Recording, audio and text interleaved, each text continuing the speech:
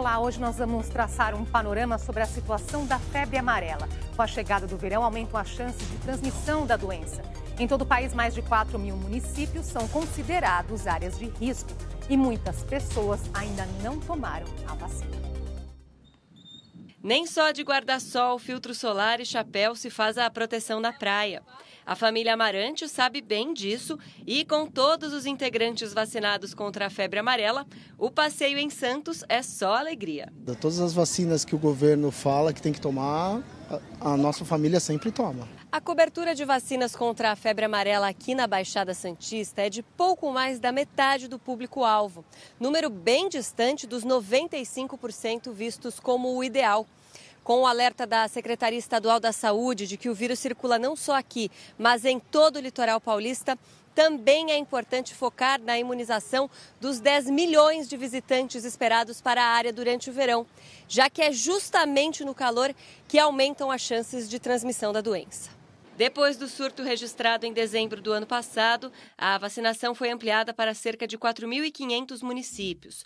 No segundo semestre de 2018, uma pessoa morreu na capital paulista e a suspeita é de que ela tenha sido infectada em Caraguatatuba, no litoral norte. A letalidade da febre amarela é de 40%. A vacina é gratuita e aplicada em dose única. Devem ser imunizadas pessoas a partir dos 9 meses de idade, com restrições para gestantes e pacientes em tratamento de algumas doenças como câncer. Por isso, antes de recebê-la, é bom procurar um médico. Já deu para tirar uma noção que tomar vacina é uma prevenção muito importante. Hoje a gente recebe a médica Rosana Hittmann, do Instituto de Infectologia Emílio Ribas, e Paulo Zanotto, professor de Virologia do Instituto de Ciências Biomédicas da USP. E você também pode participar dessa conversa com as suas perguntas e comentários pelo Facebook, pelo Twitter, com a hashtag Panorama TV Cultura. Obrigada por ter aceitado o nosso convite. Já fizemos aqui em outros programas sobre febre amarela, alertando a população. O que mudou, doutora, desses últimos meses para cá? A situação é diferente? Não, a primeira coisa que mudou é que como nós vivenciamos no ano passado, no final do ano passado, há exatos um ano atrás, aqui no estado de São Paulo, o início do aumento do número de casos, a gente aprendeu muita coisa nesse período. Nós aprendemos muito mais, eu diria até o próprio comportamento do mosquito, o comportamento da doença. Então, eu acho que o que mudou na realidade é que hoje os estados onde não tinham febre amarela e foram muito atingidos da febre amarela no final do ano passado e começo desse ano, estão mais preparados. Estão mais preparados no sentido de não ser pegos de surpresa, no sentido de que este ano, como muita gente já se vacinou o ano passado, nós ainda temos que chegar na nossa meta, sem dúvida. 95%. Mas muita gente já foi vacinada durante esse ano todo de 2018. Então, o contingente que ainda falta não é pequeno, mas é muito menor do que era o ano passado. Então, neste momento, a gente tem um sinal de alerta, no sentido porque a gente sabe que é um momento propício, é verão, é quando chove, é quando o mosquito tem maior capacidade de ter uma população maior de mosquitos, as pessoas saem mais de casa, vão para a praia, entram na mata, fazem trilha, ou seja, o panorama é bom para voltar à febre amarela. Certo. Só que neste momento a gente sabe que tem muito mais gente já protegida nessas regiões. A Rosana, acho que cobriu bem isso. Tem alguns aspectos que aconteceram no domínio, vamos dizer assim, mais científico, que são muito interessantes. Primeiro é que, talvez muito importante, é o fato de que no Departamento de Patologia da Universidade de São Paulo foi testado o sofosbuvir como uma droga que possibilita manter os pacientes, aumentar a sobrevida dos transplantados. Isso é uma coisa muito importante. Outro aspecto também muito importante foi que, estudando os 80 e poucos mortos que a gente teve na cidade de São Paulo durante esse ano, foi possível para a gente entender aspectos da doença que a gente não sabia antes. A gente imaginava que o vírus fosse fazer uma lesão no fígado e fosse um vírus principalmente hepatotrópico. Na verdade, de vários órgãos que a gente tem estudado, a gente tem achado vírus em praticamente todos os órgãos, quer dizer, um vírus que ele faz um quadro muito mais importante do que a gente imaginava. A gente observou também bastante neurotropismo, o vírus indo muito para o cérebro, causando sequelas cognitivas, mesmo nas pessoas que se recuperavam da doença. E teve um fato também muito importante, que foi o caso de uma moça que 20 e poucos anos de idade, 28, se não me engano, e ela estava com uma criança, estava com um feto de 27 semanas na barriga e ela morreu. E ao estudar esse caso, o feto também morre, a gente percebeu que o vírus não tinha infectado o feto. Ou seja, isso é um dado importantíssimo, porque mostra que se uma grávida fulmina, seria importante considerar o acompanhamento e tentar salvar o feto. Existem técnicas de cesariana que são aplicadas em casos, por exemplo, de infecção por HIV, que poderiam ser adaptadas nesses casos e a gente poderia salvar mais vidas. Então, esses são eventos que foram acontecendo como resposta à situação que estão, de uma certa forma, expandindo muito o nosso entendimento geral do que é a febre amarela, num nível, por exemplo, que não existe no que acontece na África, onde são vírus que faz um estrago enorme em cidades, mas tem pouco retorno no sentido do que a gente pode conseguir com a ciência. Quer dizer, entendimento para pesquisadores, para profissionais da saúde e a população que precisa fazer a sua parte também, se conscientizar da importância da vacina. Vamos chamar as pessoas aqui para a nossa conversa. A nossa enquete de hoje, você já tomou a vacina contra a febre amarela? Vamos ver o que as pessoas nos dizem aí. Resposta, né? Simples, sim ou não. Daqui a pouquinho a gente vê esse resultado. E as nossas equipes da TV Ativa de Boa Vista, da TV Cultura do Amazonas e da TV Futuro de Natal fizeram essa mesma pergunta às pessoas. Vamos ver. Oi, amigo, bom dia. Você já tomou vacina contra a febre amarela? Já. Acha importante esse tipo de... Sim, porque nós estamos num estado que é bem propício, né? Já tomou vacina contra a febre amarela? Ainda não, tendo em vista que eu estive no posto, né, para tomar a vacina, mas infelizmente me disseram que eu não podia tomar porque eu não ia viajar. Como é que vocês fazem para se prevenir contra o mosquito? Tendo cuidado, né, em casa, não deixar água parada, lavar, limpar, deixar tudo desinfetado, manter a área limpa. Morador do Amazonas, né, o jeito é você telar as janelas, acender algum incenso aí que derrube os mosquitos aí. A gente passa o repelente na espirra ou então usa manga comprida, calça comprida, quando vai para o interior, né? Vamos aproveitar, então, para esclarecer algumas coisas. As pessoas trouxeram, vários palpites aí. Então, o que dizer para as pessoas que ainda não se vacinaram, doutora? Não, assim, primeiro, aonde você vive, né? Eu acho até interessante na matéria, você viu que aquela que era do Rio Grande do Norte, né? Ou seja, o litoral, tradicionalmente, há anos, nunca foi região de circulação do vírus. Então, até recentemente, a gente não se preocupava. Até o pessoal, estou indo para Natal, preciso tomar vacina? Não, até recentemente não, porque não era uma região toda livre do vírus. E você vê na reportagem que é muito diferente a conscientização, tudo bem que é uma amostra pequena, de quem mora no Amazonas, de quem mora em região onde, de fato, há anos já está recomendada a vacina. Então, ele fala, lógico, eu já me vacinei, etc. E a gente vê também que é muito mais fácil, e pensando especificamente na febre amarela, você tomar uma dose de vacina do que você ter lá repelente 24 horas, fazer todo o resto, roupa comprida, manga comprida. Isso, lógico, é importante a gente fazer nessa época do ano também por causa de outros vírus, né? Então, se você está vacinado contra a febre amarela, eu estou tranquila em relação à febre amarela, a vacina é bastante eficaz. Mas a gente tem que lembrar que o mosquito, não é o mesmo mosquito, mas mosquito, principalmente na região urbana, transmite dengue, transmite zika vírus, transmite chikungunya. Então, nós também temos que tomar essas outras medidas para evitar a proliferação do mosquito. Mas o fato hoje de alguém falar que mora no estado de São Paulo, o estado de São Paulo inteiro está indicado a vacina, seja no litoral, eu diria até que principalmente no litoral. O vírus do ano passado, ele veio descendo pelo estado de São Paulo, isso a gente aprendeu muito, né? O pessoal lá da vigilância fez um trabalho belíssimo em relação a isso. Então, ele vem lá para o Ribeirão Preto, ele entra pelo interior, ele faz a volta na cidade de São Paulo, graças a Deus, ele não entra na cidade de São Paulo, parece que o concreto fez uma barreira para ele entrar. E este ano nós estamos com uma alerta mais importante para o litoral, seja litoral norte e litoral sul, que é onde ele não circulou ano passado. Então, é onde tem macacos susceptíveis, é onde tem gente suscetível. Você viu a taxa de vacinação em Santos? 55%. A meta é 95%. Pois é, está muito aquém ainda. Muito aquém. Então, assim, alguém que me fala, eu não vou viajar para, sei lá, para qualquer lugar, então eu não preciso vacinar, isso não existe mais. Nós temos que tomar consciência de que a nossa região é uma região de risco para a febre amarela. Então, basta uma dose, certo? Que é a prevenção mais eficiente e segura, não é, professor? Que teve alguém que lá colocar um incenso ou usar o repelente. Não, a vacina é a prevenção segura, é a única eficaz nesse sentido. Sim, a gente não pode abrir mão de vacinação. Inclusive, a questão da vacinação da febre amarela, ela tem uma finalidade até de se evitar o possível, o que não vai acontecer, porque o mosquito o Aedes que nós temos aqui é o asiático, não é o que tinha nos anos 30, no começo do século passado, que transmitia eficientemente a febre amarela nos centros urbanos.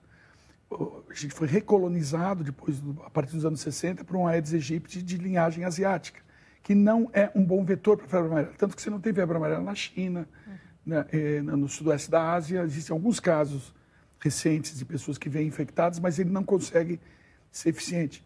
Mas isso não significa que você não tendo o vetor específico para o Aedes urbano, não significa também que tanto o hemagogos como os sabetes, que são os que transmitem de macaco para macaco na floresta, em certas condições específicas de temperatura e umidade, particularmente, ele permeia um pouco, entra na região periurbana, e esses foram os casos que a gente viu em São Paulo, na maioria das vezes, que são pessoas que estão na área vicinal, na região que a gente chama peridoméstica, em contato com as regiões... Que está cada vez mais próximo. Sim.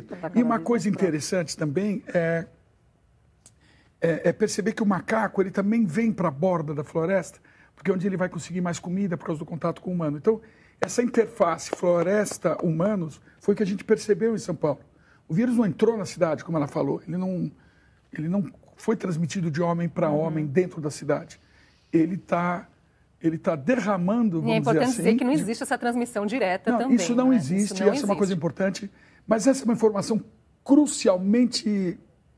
É crítico isso, porque no momento que você fala que não tem transmissão de febre amarela na região urbana, as pessoas entendem que não tem que se vacinar. Isso pode ser desastroso. Então, por isso que talvez a gente tenha percebido um pouco até de flexibilidade em se lidar com a Aedes no contexto da febre amarela por parte das agências do governo. Mas a população tem que entender que o controle do Aedes é importantíssimo, como a Rosana falou, por causa da dengue, da zika, do chikungunya, do maiaro, do uropus, uma quantidade enorme de arbovírus. Mas a febre amarela tem uma maneira de se tratar agora, que é a vacina. É profilático, as pessoas têm que vacinar. A gente tem que chegar a 95% de vacinação para poder proteger a nossa população. A nossa ideia aqui, nosso papel também, né? Ajudar a chegar lá. A Leona, ela diz o seguinte, ao que pude perceber, as pessoas não têm a cultura de temer a febre amarela. Ouvi muito público dizendo, aqui não tem isso, menina. A dengue, as pessoas já têm essa consciência, se temem, mas a novidade amarela parece que não povoa o medo popular. Doutor. Não, é que aqui nas regiões onde a gente não tinha a doença, realmente, até nós médicos, a gente não tinha experiência com a doença, né? Então, a gente foi adquirindo essa experiência durante o ano. E, assim, o recado que, infelizmente, eu tenho que dar para essas pessoas é que a nossa experiência aqui em São Paulo, em termos de morte, então, os pacientes que tiveram febre amarela evoluíram para um quadro grave. Lógico que é a minoria que acontece isso. Mas, uma vez que eles têm o quadro grave, morreram, é mais de 30%. Então, a cada 10 pacientes que têm febre amarela e precisam de hospitalização, que têm um quadro mais grave, a gente tem pelo menos 3 que morrem da doença. Então, é uma doença, como o doutor Paulo já falou, ela não tem um órgão. A gente achava que era mais, né? Inclusive ela chama febre amarela porque as pessoas ficavam amarelas pelo cometimento do fígado. Mas a gente está aprendendo que não, vai para o rim, ela dissemina pelo corpo. Então, a doença é extremamente grave, extremamente grave. E, felizmente, nós estamos falando de uma doença que nós temos proteção. Se a gente estivesse falando de chikungunya, de zika, não tem vacina ainda. Então, para isso, a gente precisa fazer todo o resto. Agora, para a febre amarela, nós temos, faz tempo, usa-se faz muitos anos, uma vacina que não se usava segura, aqui. Eficiente. Segura, eficiente. Então, as pessoas que falam, não precisa... Eu vou dar um dado que talvez contrapõe um pouco o que você falou. O pessoal urbano, em teoria, deveria estar menos preocupado porque o vírus não chegou na capital. Graças a Deus, e nem queremos que chegue. Em compensação, a cobertura vacinal do município de São Paulo está melhor do que o de Santos. Nós estamos com mais de 80% da nossa população, que eu acho ótimo. Queremos ir para 95%. Claro. Mas estou falando de um município que tem milhões de pessoas. Então, assim, eu acho que quanto mais a gente insistir no assunto, a vacina está disponível, não tem falta de vacina. Outra coisa, só para deixar claro, a vacina não é mais fracionada. Era uma questão que eu ia colocar. Teve essa polêmica recente, né, doutora? A vacina não é mais fracionada. E a plena agora... O fracionamento da vacina foi no momento de uma campanha que a gente estava com uma emergência no nosso estado. Agora, isso passou, nós não estamos mais em campanha, nós queremos vacinar a população inteira, tem vacina disponível e é da dose plena. Ainda tem perguntas aqui chegando, né? As pessoas com dúvidas. A Dea, pelo Twitter, ela fala: e sobre os riscos, reações da vacina, tendo em vista que já houve mortes por reações graves à vacina? Vamos aproveitar para reforçar? Aí é uma questão, eu acho que a Rosana já explicou isso de uma maneira muito boa, mas aí é uma questão que a gente tem que pensar, de fato, você tem reação adversa. Uma reação adversa em 400 mil pessoas vacinadas. Se a gente for ver as pessoas que morreram porque não estavam vacinadas na cidade de São Paulo, isso seria o equivalente à reação adversa numa população vacinada de mais de 1 bilhão de pessoas. Então, é lógico que a vacina é melhor negócio. O risco, se você for fazer a conta, e qualquer pessoa que vai na padaria sabe fazer essa conta, para comprar pão, para comprar arroz, ele sabe fazer conta, é uma conta aritmética. Você vê a quantidade de pessoas que são mortas pelo vírus, é astronomicamente mais elevada do que as pessoas que morrem por uma reação adversa. Então não faz sentido a pessoa ter medo da vacinação por causa da reação adversa. E reação adversa é um quadro que é mais ou menos característico de todas as vacinas eficientes, porque a boa vacina é aquela que faz um quadro muito parecido com o da doença. Então, você está sempre trabalhando numa borda. As vacinas que não causam nenhuma reação adversa também não imunizam muito bem, por incrível que pareça. Então, o fato de que a pessoa tenha uma vacina tão eficiente, o preço que se paga, infelizmente, é o fato de que uma pessoa em quase 500 mil vão ter uma reação adversa. Agora, uma das questões que a Rosana falou que eu achei espetacular aqui, é um fato de a gente pensar nisso um pouco, é que apesar na urbis, na região, na conurbação de São Paulo, a gente tem menos risco, porque o Sabet e o Hemagogos não entram na cidade, mesmo assim a gente tem uma mais elevada taxa de vacinação comparada em locais onde potencialmente a população está mais exposta. Maior. Isso é uma coisa muito crítica, isso tem que ser pensado. Eu imagino que talvez o paulista possa servir de exemplo e modelo para os nossos outros colegas fora, os nossos concidadãos fora da cidade de São Paulo, a se vacinarem. É uma questão da proteção. E uma coisa que a gente tem que falar também é que essa vacina, as pessoas falam, estou com uma criança que vai fazer 9 meses, vou vacinar, não vou. Essa vacina causa quase nada de reação adversa em crianças neonatas, por exemplo, a partir de 9 meses. Tá? Não é exatamente neonato, mas o que é bacana é que isso foi uma evidência que também foi comprovada em primatas. Ou seja, parece que é uma propriedade do sistema imune dos primatas, inclusive dos humanos, em não ter uma resposta muito forte, portanto, quando a gente é muito novo. Portanto, vacinar as crianças é uma ótima ideia, porque não existe reação adversa nesse caso.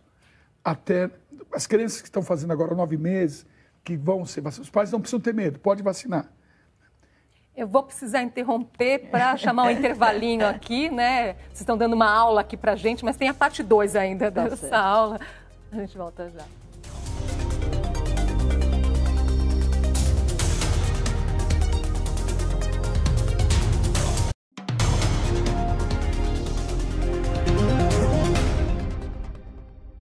Sim. Já estamos de volta com o Panorama. Hoje falamos sobre a febre amarela. Com a gente a infectologista Rosana Hittmann, do Instituto Emílio Ribas, e o professor de Virologia da USP, Paulo Zanotto. Continue participando da nossa conversa pelas redes sociais, pelo Facebook, pelo Twitter, com a hashtag Panorama TV Cultura.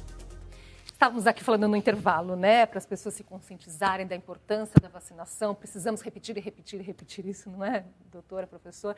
Mas na questão, não adianta assim, vou viajar amanhã, vou correr vacinar hoje. Não, isso deve ser feito também com antecedência, não é? Que recado dá nesse sentido?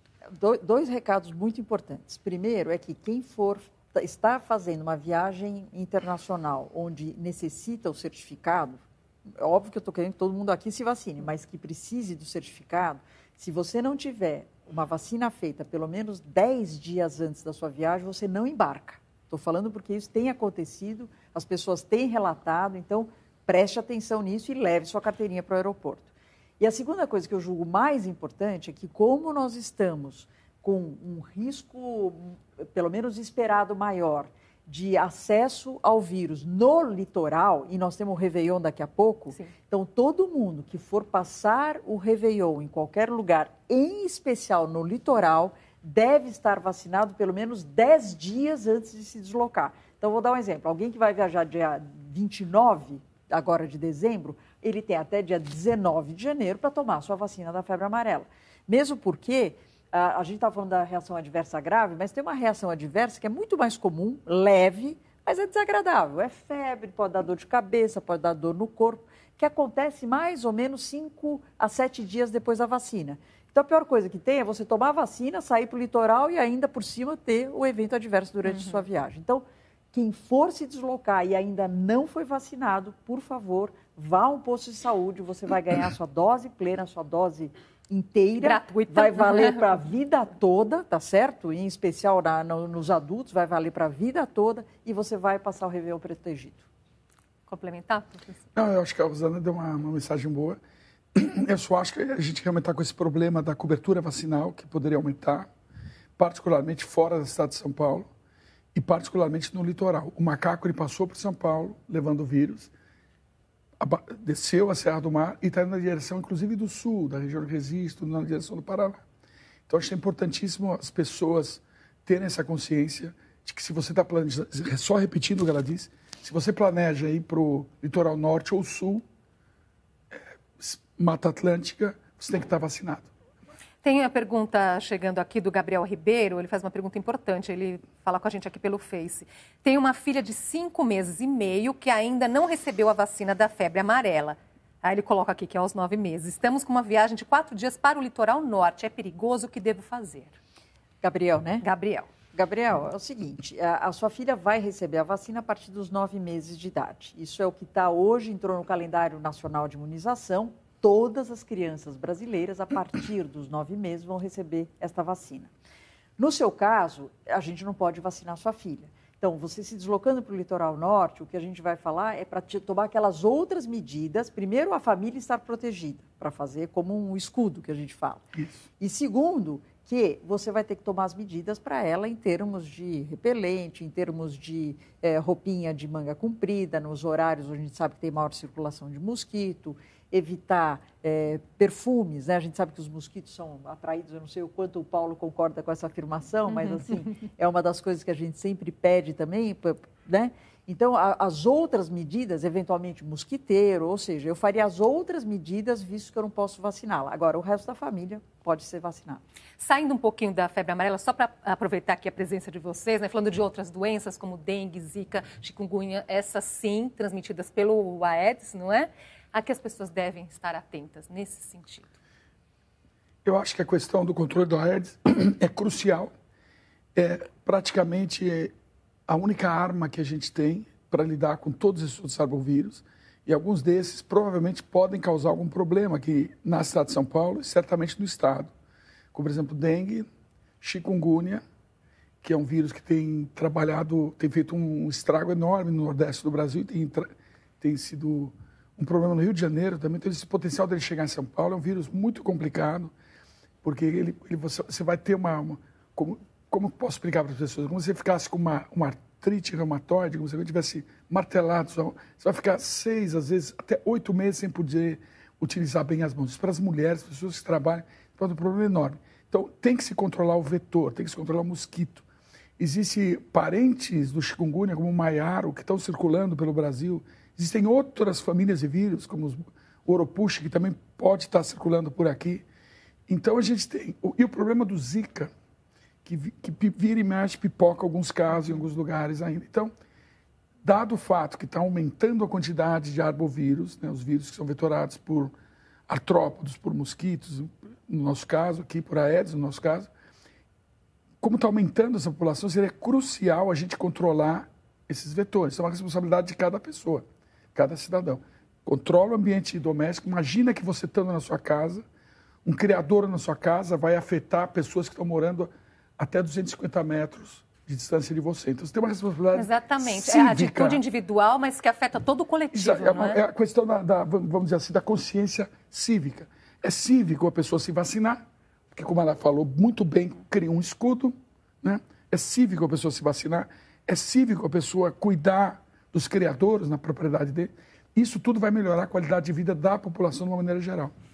Estamos chegando ao fim, vou dar aqui o resultado da nossa enquete. Nós perguntamos, você já tomou a vacina contra a febre amarela? As pessoas respondem aqui a nossa enquete, né, pelo Twitter, quem elas nos assistem pela TV, nos assistem pelo YouTube, nos assistem pelo Facebook.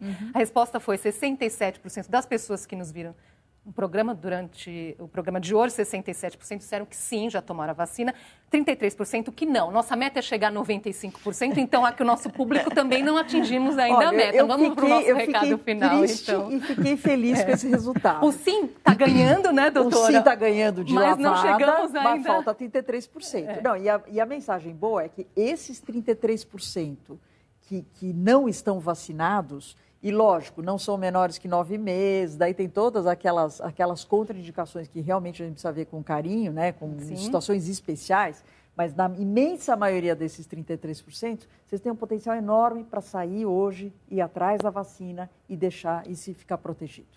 E a aula de hoje vai contribuir certamente para isso. Rapidamente, professora. Eu acho maravilhoso. Esses 33% a gente salvou. Então, muito bem. Eu agradeço muito a presença de vocês aqui hoje. Até uma próxima. Obrigado. Até uma próxima oportunidade. E obrigada pela sua companhia. E até a próxima.